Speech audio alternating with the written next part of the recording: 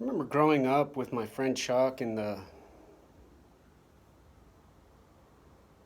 eastern part of the valley over in Gilbert. And aside from the Gulf War shenanigans and the frustration from his wife, who grew up in gangs in LA and was called Orca,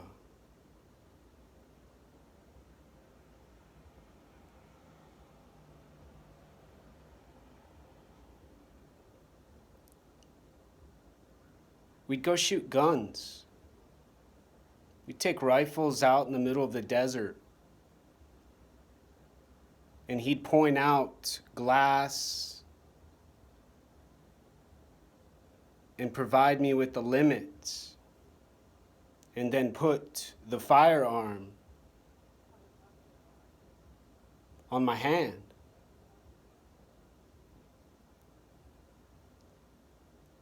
I learned honor.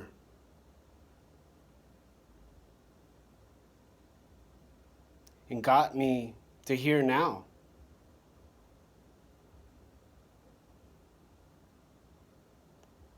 And I wouldn't be able to look at Chuck anymore. I wouldn't be able to meet him and his children who are grown up now for lunch or dinner or a snack. I'd end up begging for death.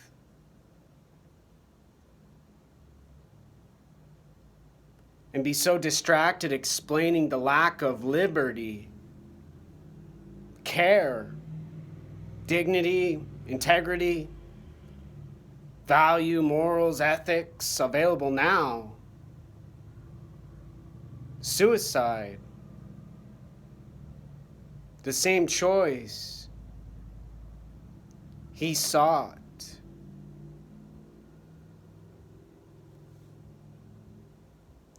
When I lived and I grew up in Arizona and hung out with him.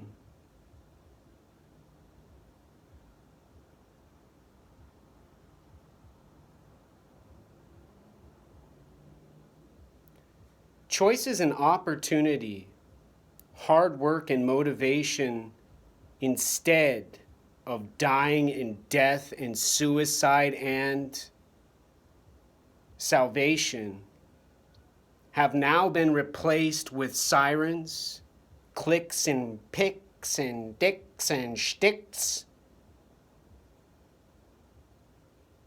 People who whisper to their wood, who slam the table where their food provides their nutrients and their energy, and say they've witnessed a hardship and difficulty. Call 911 and move on to the next crack, rock, or meth binge. Open a fresh pack of cigarettes and get that tobacco going now. Fill up the bong with some water and hit that wave pipe and smoke that joint and blow that smoke out with such pride and such excitement and exuberance, having defeated the evil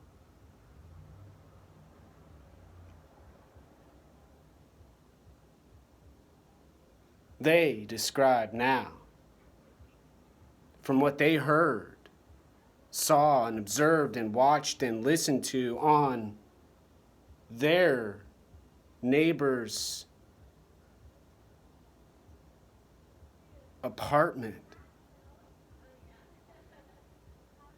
and video screen. Now,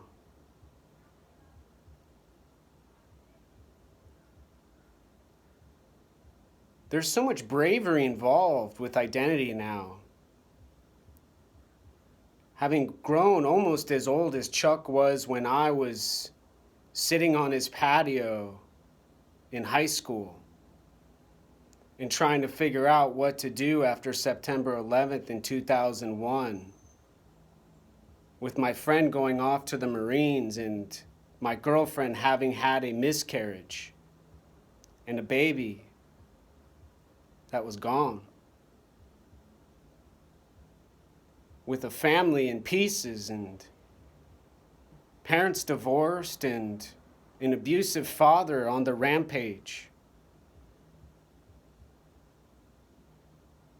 running so joyously and similarly to the echoes in the hallway now, the laughing and the cheering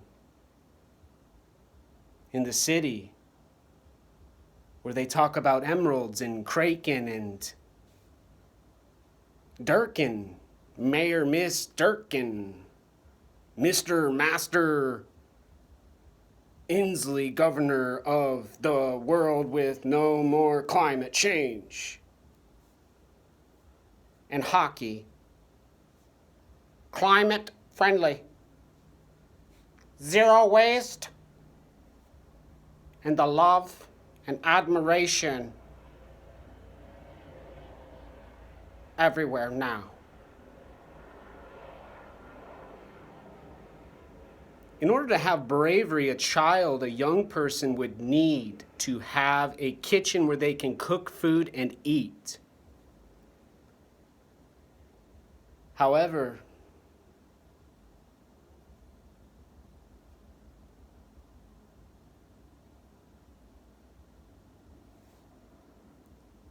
society and civilization have declared the stove incompatible, the refrigerator unnecessary,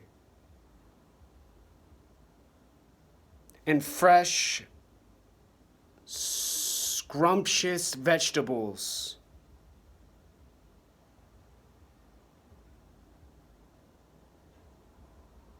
the answer.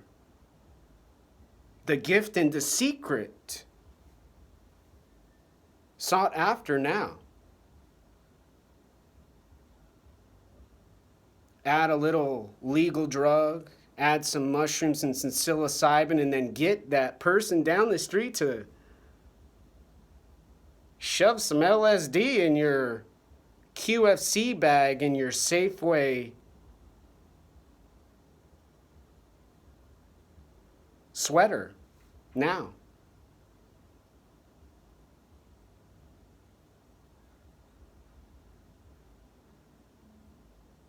Bravery and identity now are risk with no reward. Are stimulation and destruction. Choosing to say 3 words with the letters involved in anarchy, Marxism,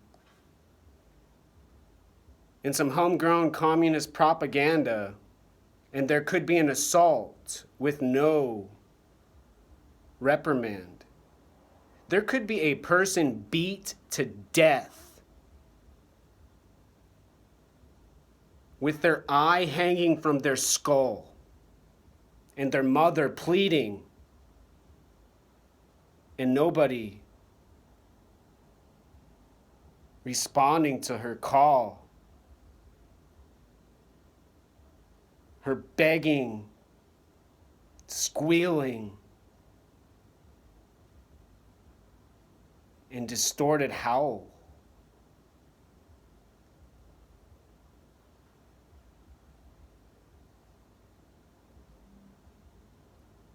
And instead of identity, individualism, and all of the greatest parts of humanity, there's Facebook, groups about Antifa, Instagram with models, dating websites with hot, sexy women, muscular men in male bodies. And most importantly, no gender.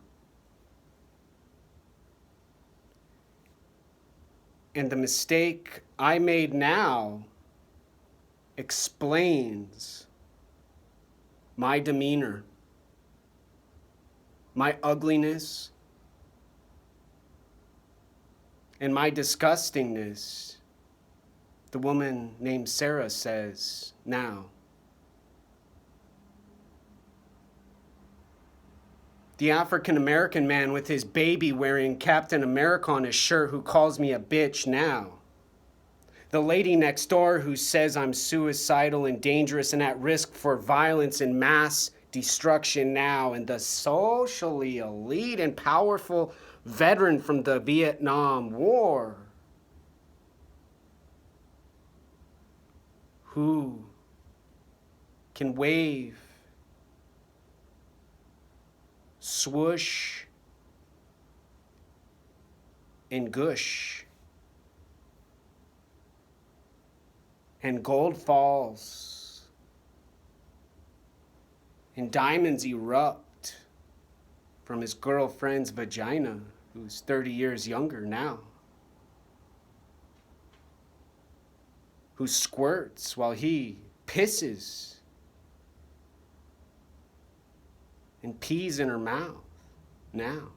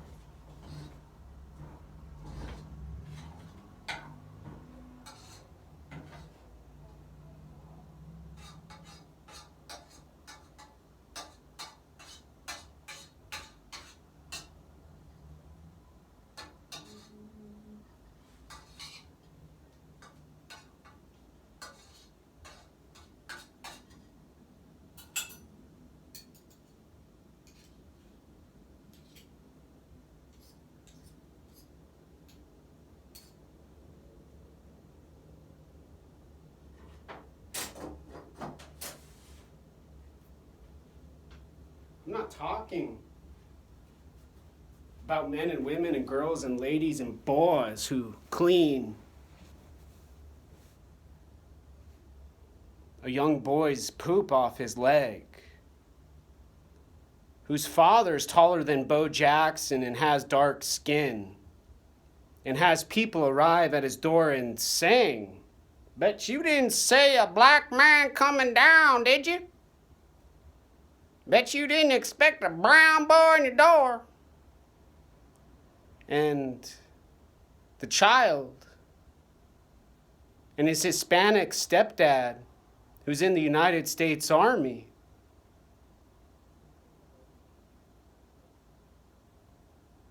get forgotten, thrown in the trash like the person who says such a stupid word as Om with the language of Mani Padme Hum, and volunteers and apprentices with a Tibetan elder shaman who had to leave Tibet and flee the communism, who overtook, and those people who destroyed their world, their country, their society, and said no more civilization, only the law of the men and the women in Beijing.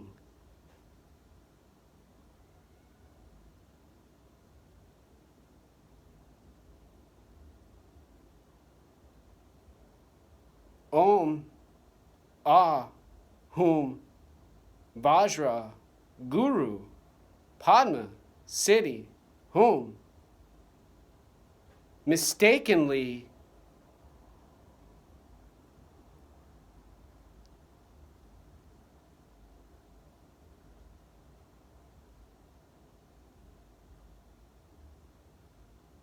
was what inspired me to get to now.